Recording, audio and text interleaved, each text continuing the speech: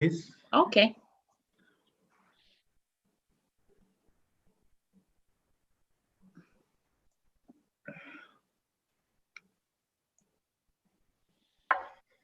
Hear ye, hear ye, hear ye. All persons having anything to do before the Honorable, the Justice of the Massachusetts Appeals Court, now sitting at a diverse location within and for the Commonwealth. Draw near and give your attention, and you shall be heard. God save the Commonwealth of Massachusetts. Court is open. All right, good afternoon, everybody. My name is John Englander. We have a single justice appeal from a bail request. Actually, is this single justice or is this 211-3? Sorry, it's a 211-3 that has been sent down to this court from a decision denying bail.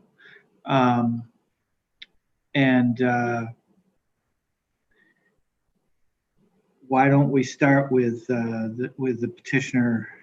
I'm going to have questions. I've read all the papers more than once, but I have to admit I don't have quite as comprehensive an understanding perhaps as I should. So I'm going to have to be asking some questions. Okay, Counselor? Yes, good afternoon, Justice Englander. First of all, I want to thank you for taking this petition on behalf of my client, who has now, as of today's date, been held over 680 days without bail. I know that you're familiar with the with the briefs that have been submitted, so I'll get right to the analysis that I would like the court to take. And we have certain undisputed facts. Number one, the petitioner, the defendant, was arraigned on April 19th, 2019. The first status date was August 27th, 2019. That's 130 days. All right, That's undisputed. Hang on for a second, counsel. So somewhere I read that a judge said that the 180 days didn't start until May. Why is that? And is that correct, and why is it? I disagree with that. If you read the statute says that no one shall be held in Superior Court under 58A for longer than 180 days, less excludable time. So when he came into Superior Court and was arraigned on April 19th, he was held without bail pursuant to Section 58A. He had been held almost 120 days in district court prior to that. So he actually was held since January 31st, 2019 in district court. He was finally arraigned 3 months later, and on April 19th. When was he first held? January what? 31st. Of 19 in district court. Yes. So then he's arraigned in Superior Court on April 19th, and he's held without bail under 58A at that time? Correct. So why does the judge say it doesn't start till May? I don't understand. My understanding, and I cannot accept these representations that a judge said that. I'm not privy to that, I should say. He should be. If you look at the statute, it says very plainly, he shall not be held longer than 120 days in district court, or 180 days in Superior Court. So he had been held almost 120 days in district court, then continued to be held in Superior Court. Okay, and then on May 14th. Why do you think that the time doesn't start till May? Thank you, Your Honor. So just to be clear, the defendant was arraigned in May 16th, I believe, or 17th of 2019, and he was found dangerous May 31st of that year. The reason the clock starts anew, I would suggest, is due to the interpretation of a series of cases. I can provide the court with the cites. First being Finn v. Commonwealth, 42 Mass 817 at 822. That's a 2019 case. Hang on, Sure. hang on. You got to go slower. Finn is, what's the site? 482 Mass 817 at 822. And that's a 2019 case. Polanco, which is 92 Mass Appeals Court, 764 at 767. That's a 2018 case. And perhaps the most on point is Murchison, which is 428 Mass 303 at 307, which is a 1998 case. So what's the contention? I mean, if the rule says you can't be held more than 180 days in Superior Court, and he truly has been held from January 1 of 19 until sometime in August, hasn't his 180 days already expired? No, Your Honor. So he was first held on a district court docket, which is treated as an entirely separate case from his indictment and arraignment in Superior Court, on which I believe he was indicted on additional charges beyond what the original district court charges had been. And Rule 36, for example, the clock starts anew when one is arraigned in the Superior Court. And it's by that basis. And you say that based on case law? Yeah, Yes, Your Honor. I believe that specific case is Polanco that states that the Rule 30, it's either Polanco or Finn, but it's one of those cases that explicitly states that the Rule 36 clock always starts anew in the Superior Court. Additionally, it's Murchison that explicitly states, because the Superior Court docket is an entirely new criminal arraignment and indictment, a 58A hearing must be held again, even if a defendant was held in district court pursuant to 58A. So it's the combined reading. That construction of the law by the Commonwealth, you can hold them 119 days in the district court and then 180 days in the Superior Court, total of 300 days under 58A. That's correct, Your Honor, because that's what the court. Your Honor, it's for different criminal cases, and that is what the law explicitly permits. That's not the Commonwealth's contention. That's what the law permits. Well, when you say that's what the law permits, are you talking about the statute or the case law? Both. And I'm going to find this in Finn, Polanco, and Murchison. You'll find the Rule 36 in either Polanco or Finn. Well, this isn't a Rule 36 issue, though. It's a 58A issue, right? That's correct, Your Honor. But my suggestion is that for the computation of time, which relies upon the Rule 36 analysis, that's what suggests that the 58A clock starts anew.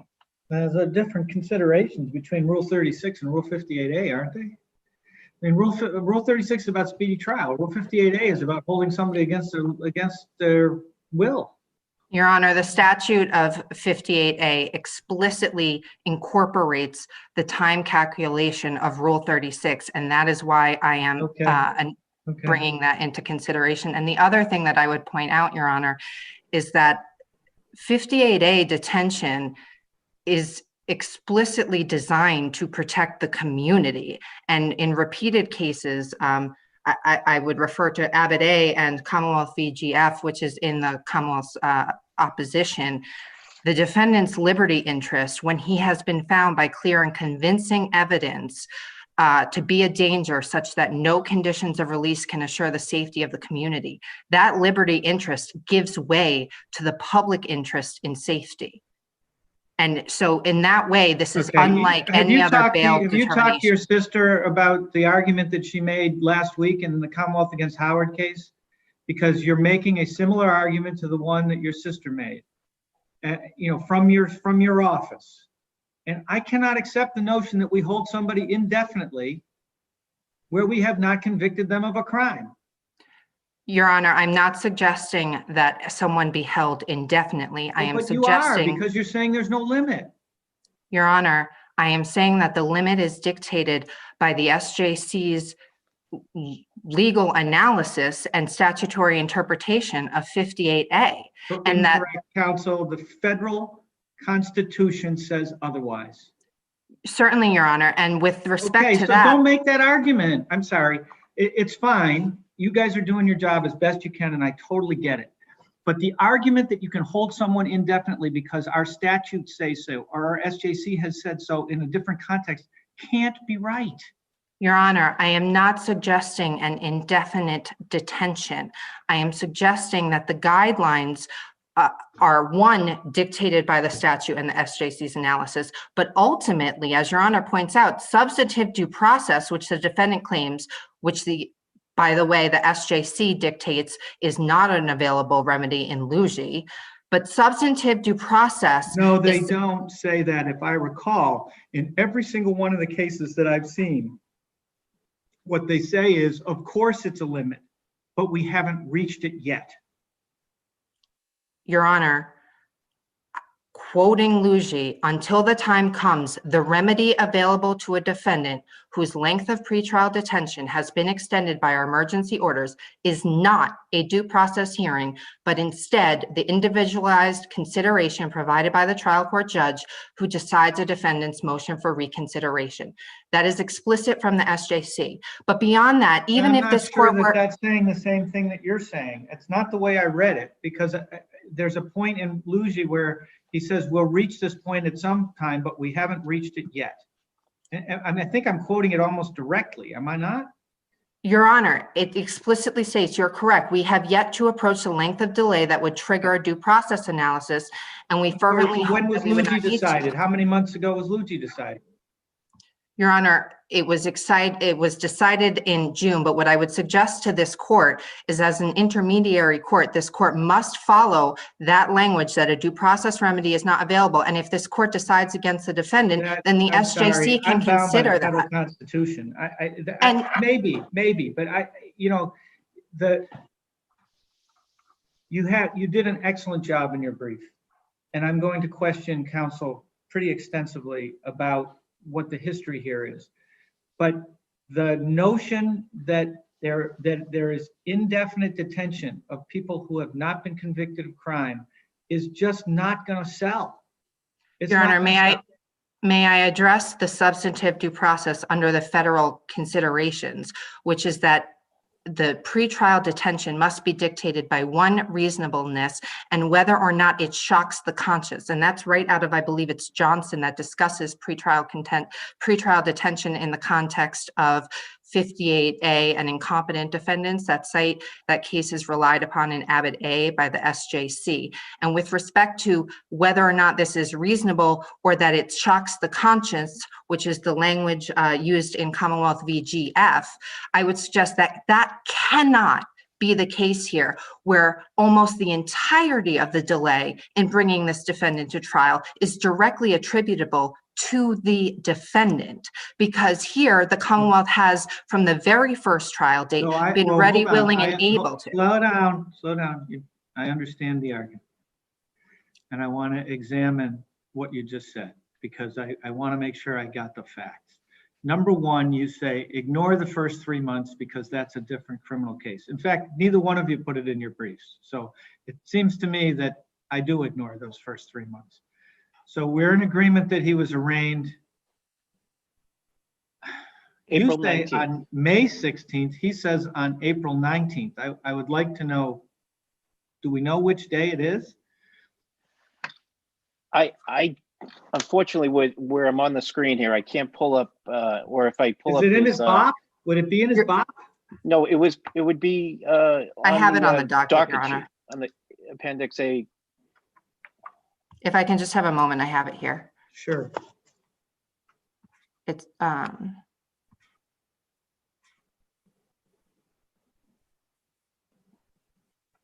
apologize, Your Honor. It does appear April 19th is when he was arraigned. And at that time, he's held without bail, right? Correct. Pending the decision on the dangerousness motion. So does he have a dangerous hearing then? Is that what happens? Or does he The have it later?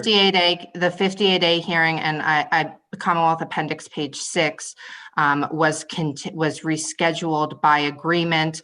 I believe it's until May 16th. Okay, so that makes sense. All right, so the first month or so, there's a reschedule by agreement, counsel. And as I read— I can't accept that. What do you mean? It's in the docket sheet. What do you mean you can't accept it's a reschedule by agreement? That's what the docket sheet says.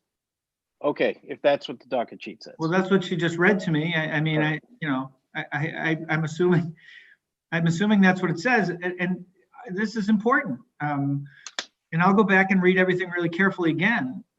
But what your sister says is that all of the delays from that point forward were delays that the defendant either agreed to or sought up through a trial date that was scheduled of, I believe, April 8th of 2020. And, by that time now, COVID has hit. So the way I read the Commonwealth's brief, they said he's arraigned. We go through the ordinary process. He's held on bail under 58A.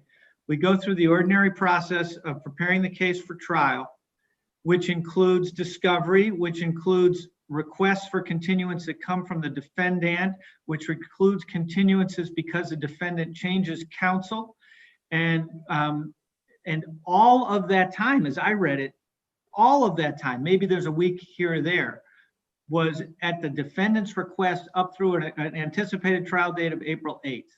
And the reason I'm saying this, counsel, is if that's what the facts are, then this is a tough case for you, in my view, because where we are is that the delays are at the defendant's feet until April 8th, at which point COVID is hit. We're into orders that say we can't have jury trials, and we're only 8 months into that. Your opposing counsel is correct that as to what the SJC has said, in June about whether there's a due process violation, let's say, yet. So what am I missing, or what is she wrong about that I need to attend to?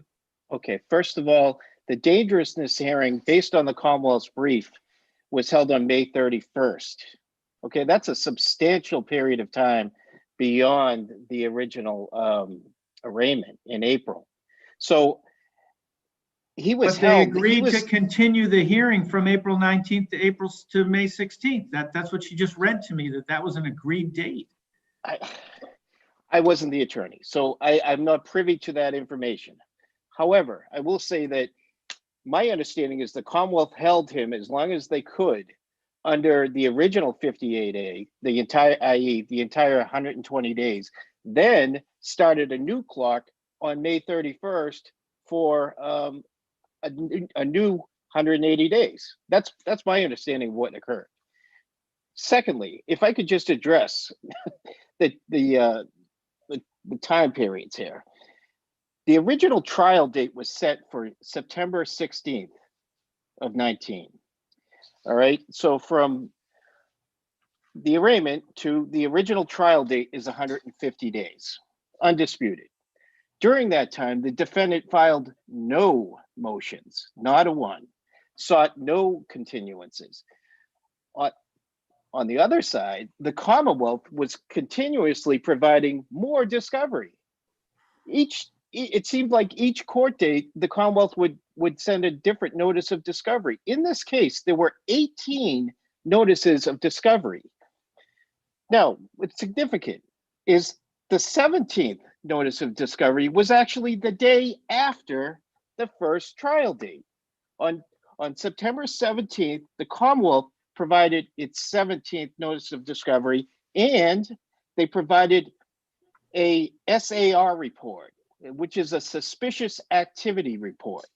Now, what's significant about that is 2 days later, defense counsel has to withdraw because of something that apparently, and the district attorney has not gotten back to me on what that SAR report, which was impounded, was all about.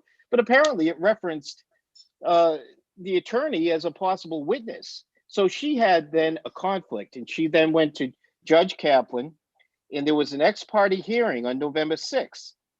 Now at that point in time, we're at 200 days. Well, we're well past 180 days. The Commonwealth introduces the SAR report, causing the defense attorney to withdraw. Now, the Commonwealth is not done providing their discovery. which is very problematic, Your Honor. They don't provide all the discovery until March 13th, 2020.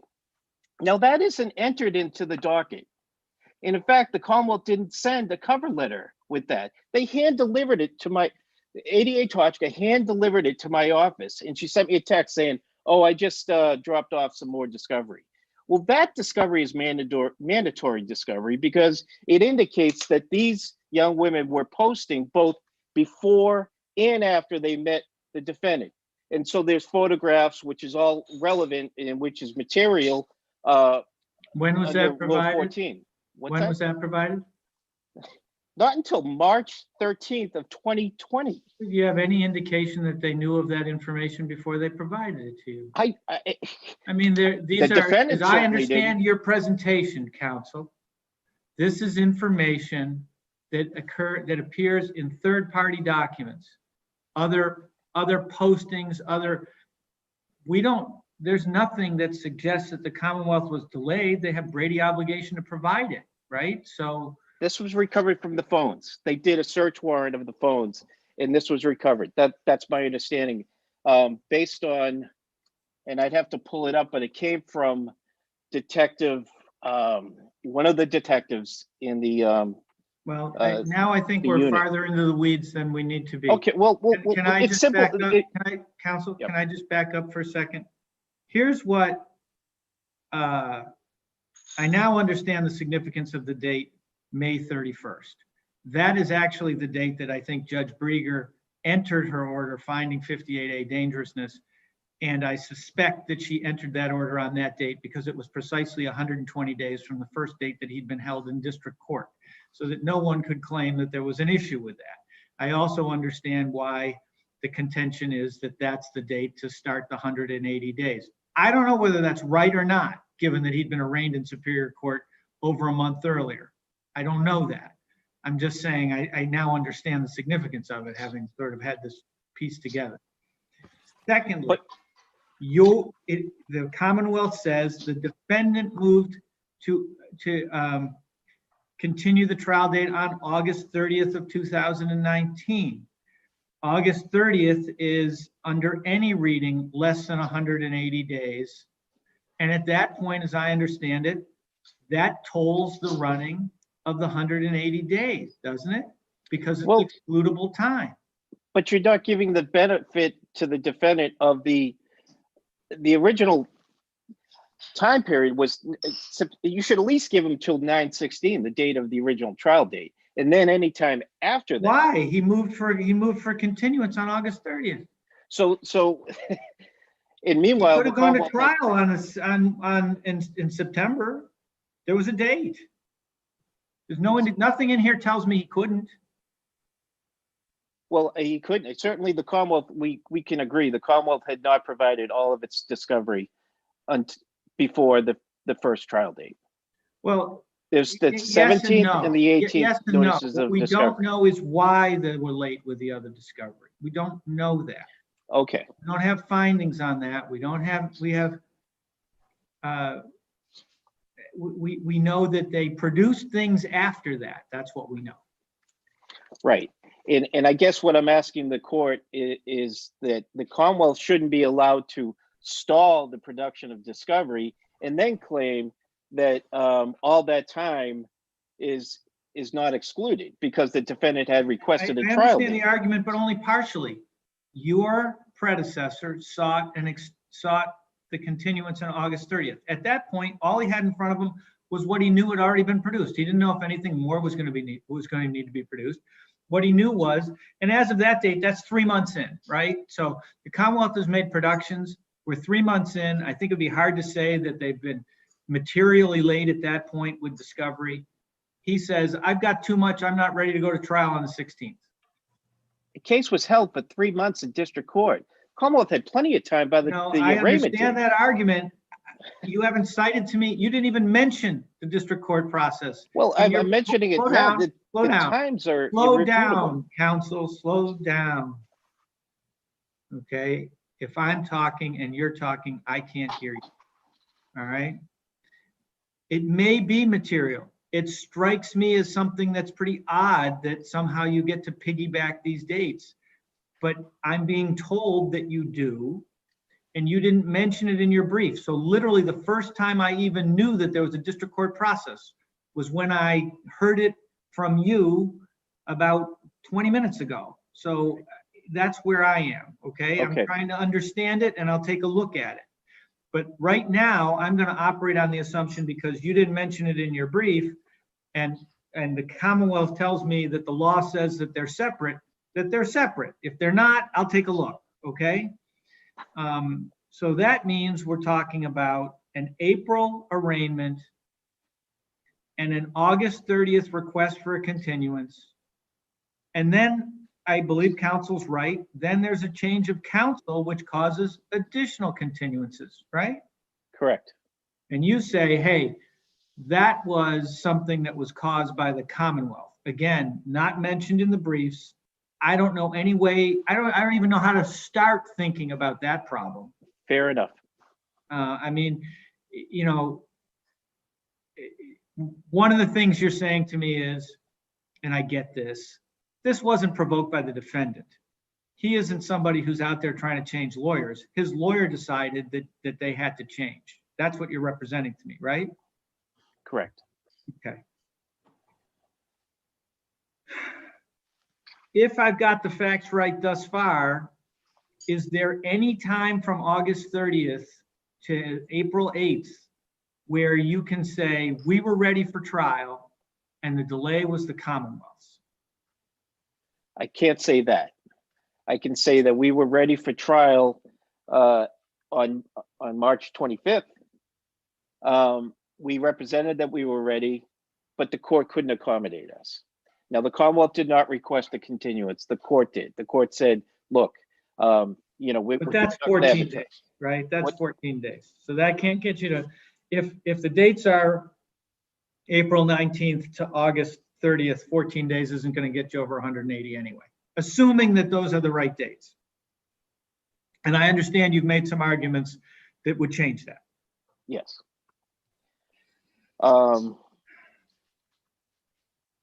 I guess what I'm trying to bring to the court's attention is we're talking about the measuring point at August of 2019, okay?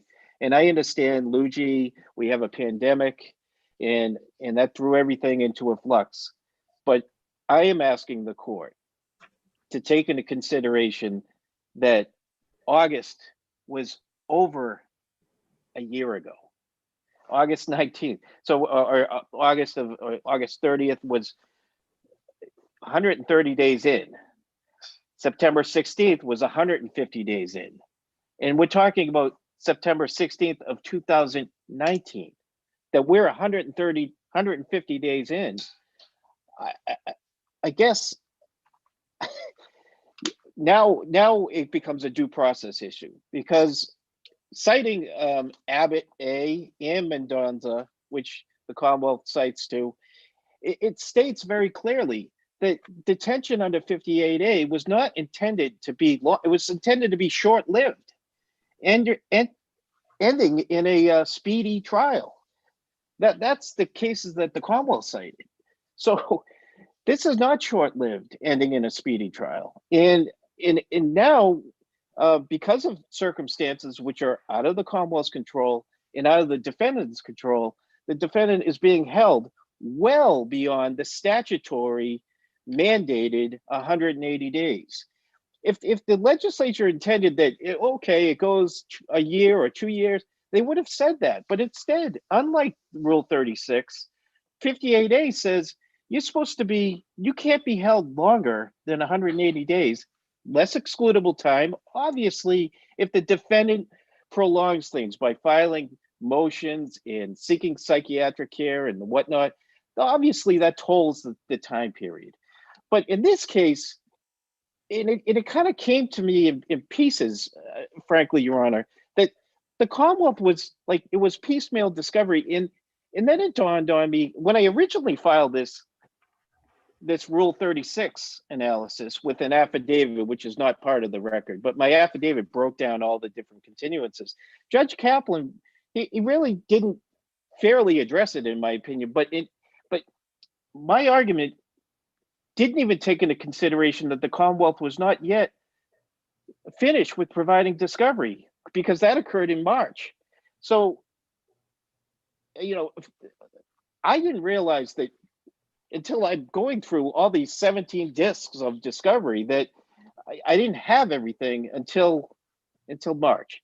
And also, I didn't realize the significance of that SAR report. I don't even know what that is, frankly, Your Honor. I called the DA. She couldn't give me a response. She didn't call me back. What does SAR stand for? It's a suspicious activity report. All I know is that was filed on September 17th. 2 days later, the defense counsel withdraws, citing that in the reason on the record, and there was an ex-parte hearing, and I would ask the Commonwealth to provide some insight as to what actually occurred, because I wasn't there, but she withdrew, citing, the fact that she had represented one of the parties previously. So, and again, I'm late to the game, but I've been playing catch up since I Counsel, do you want to address that? Your Honor, I'm not telling you have to, but if you want to address it, I'll hear. simply that prior counsel had, my understanding is, represented the defendant's father and knew that prior to withdrawing when she was appointed to the case, did not think that it would become an issue until I believe that SAR report was produced, which the Commonwealth was not seeking to use in any way, shape, or form as evidence of anything, but it did trigger for counsel, I believe, something that she felt was a conflict of interest, which is why there was then an ex parte hearing that I have no idea what transpired, but that is why the allowance was issued. So I guess at this point, I would move to the second portion of my argument, which is the due process concerns that this court should have, and that Luigi left open. Luigi was decided 6 months ago. They said, we expect that trials will resume in the fall. I mistakenly wrote the spring, but in the fall, they thought that trials would resume. Well, that clearly is not going to happen. So, and Luigi contemplated that, look, if it becomes an issue where people's constitutional rights are deprived, then we'll address that at a later date. Well, here we are now in the second wave of corona cases, and the governor has made further and further restrictions on indoor activities, leaving us to conclude that no one can say with certainty when jury trials will commence in Suffolk County. So I think when I heard that, coupled with the fact that I discovered my client was in quarantine because of the infestation of cases. You don't contend that your client has any particular specific COVID related? No, I don't. And I know, because I've read Nash more than once, that that's not dispositive. I get that. Okay. But specific adds to the concerns with COVID. Right. I just thought, in fairness, Your Honor, I'm doing everything I can on behalf of my client. You saw his record. He doesn't have a history of violence. He's a small-time drug dealer, if you want to know the truth. Okay. But he's accused of rape. He's accused of assault on 6 different women. Right. And apparently, and obviously I haven't read this. Apparently that's testimony taken under oath before grand jury. And counsel, I understand your point that that's not been subject to cross-examination yet. But you have a finding from Judge Brieger that your client is so dangerous that no set of conditions would be sufficient to let him out. And that was after, I think, a pretty extensive hearing. I'm gathering that you were not present for that No, I predates wasn't. your time, right? Yes. And I agree with you that you're doing everything you can to help your client, counsel. You're doing a good job. I'm struggling, and I think the district attorney's office knows this from recent events, with the question of how long due process allows someone to be detained, deprived of their liberty without the opportunity for a trial. I struggled with it and I issued an order yesterday on that subject with somebody who literally had been almost 8 years without a trial. I view that case as different than this one, because in this case, the delays are substantially the cause of the defendant, at least from August 30th of 2019 through April 8th of 2020, understanding the last 14 days were not to be laid at the Commonwealth's feet, at least. Let's put it that way. Not to be laid at the Commonwealth's feet from those dates. I'm troubled by the notion that you stack 120 days of district court time on top, or 100 days of district court time on top of the Superior Court time. But I'm going to have to read some case law about that and think about it. In terms of the time since jury trials had to be held in abeyance as a result of COVID, it's problematic. It's not the way anybody wants to run a justice system. But I'm sure both of you know that the problems with getting jurors in and out safely are fairly intractable. So I'm going to take this under advisement. I think I understand the arguments from both sides. If there's anything more, Counsel Freely, that you want to make sure that I pay attention to, I'll hear you. I guess I just would add that this is unlike other continuances by defendants where they're either seeking discovery, non-mandatory discovery, or filing motions to suppress. This was, the defendant doesn't benefit when he loses one attorney and then another attorney has to get up to speed. I just want the court to take that into consideration. I understand that, and I think it was a point worth making, because I had assumed that the defendant had fired his first attorney, and that is not what happened here.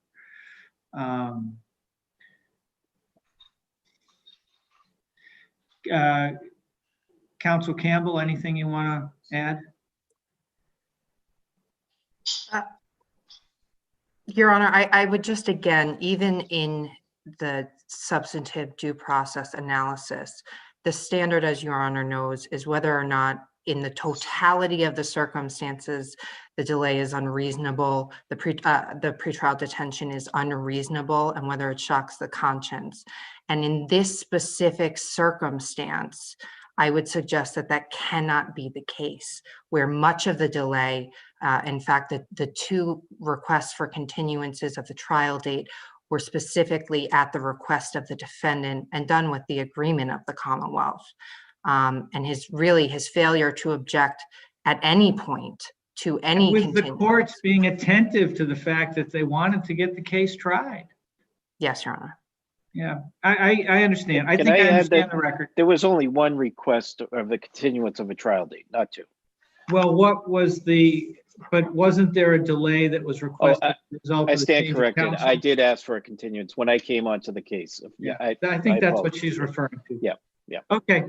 Thank you both. Thank you for your professionalism. I appreciate it. I will Thank you, Your Honor. Get an order out with as rapidly as I can, but it's been a very busy month. I appreciate that. Thank you, Your Honor.